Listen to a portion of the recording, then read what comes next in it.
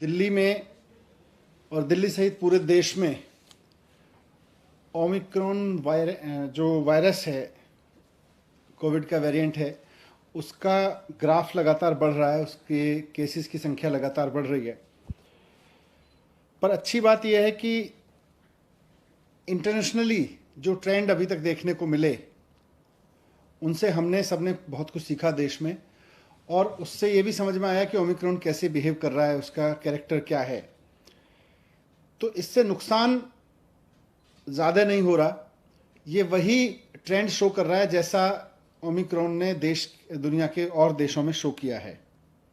आज टोटल में देखें तो दिल्ली में इस समय करीब करीब पिछले 8-10 दिन में जो केसेस आए हैं, पॉजिटिव केसेस टोटल इस समय दिल्ली में करीब 11,000 हैं।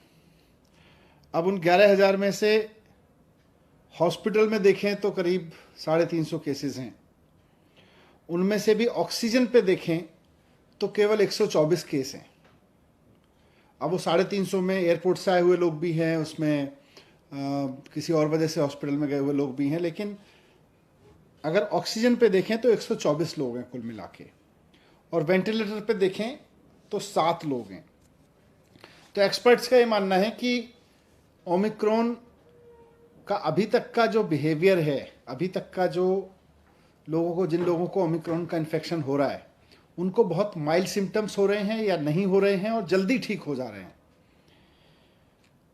लेकिन फिर भी अगर लोगों को कोविड हो रहा है तो खतरा तो है, इसलिए इससे बच के रहना भी ज़रूरी है। और बच के रहने का सबसे बढ़िया तरीका है कि हम पूरी तरह से सेफ्टी रखें, हमेशा मास्क लगाएं बाहर निकलें तो, और जब भी भीड़ भाड़ में रहें तो मास्क लगा के रहें।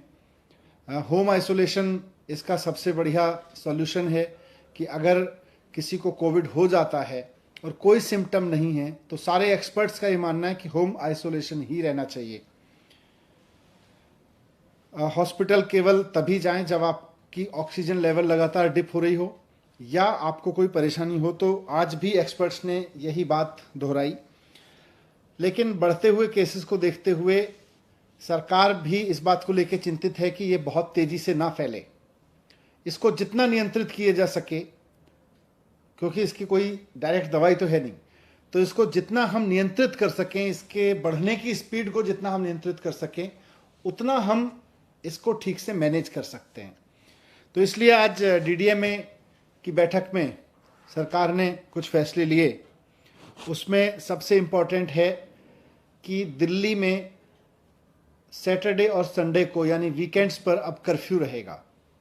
तो लोगों से अपील है कि कर्फ्यू के दौरान बाहर ना निकलें, बहुत ज़रूरी होने पर हॉस्पिटल या कोई बहुत एसेंशियल ज़रूरत पर ही बाहर निकलें, लेकिन सैटरडे संडे को कर्फ्यू का पालन करें, घर में रहें, वर्क फ्रॉम होम करें या परिवार के साथ बैठें। दूसरा, केसेस ना बढ़ें, इसलिए ये भी फैसला लिया गया कि जितने भी गवर्नमेंट ऑफिसेज हैं उनमें एसेंशियल सर्विस वाले ऑफिसेज को छोड़कर सबको अभी दफ्तर आने से मना किया जाएगा और केवल ऑनलाइन या वर्क फ्रॉम होम कराया जाएगा। तो government offices work from home mode पे रहेंगे या ऑनलाइन मोड पे रहेंगे। प्राइवेट ऑफिसेज को 50% अलाउ किया जाएगा, वो 50% कैपेसिटी ऑफलाइन रखें और 50% ऑनलाइन या वर्क फ्रॉम होम रखें।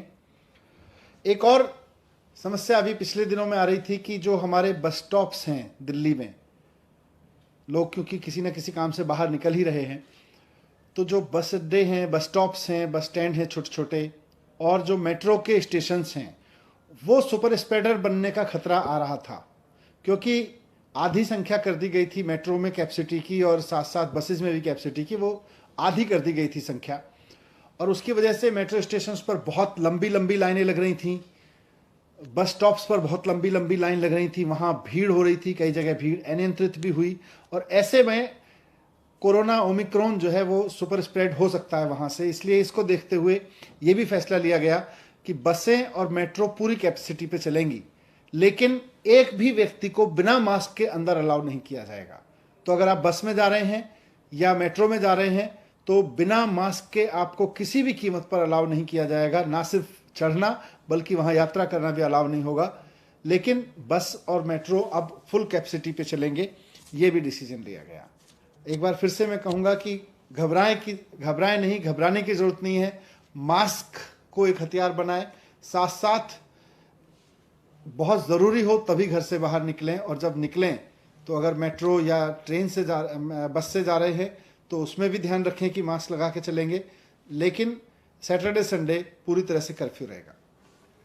सर, कर्फ्यू रात में और दिन में उसको थोड़ा सा बता दें कैसा? नहीं, रात में तो लगातार चल रहा है, ये दिन में भी रहेगा।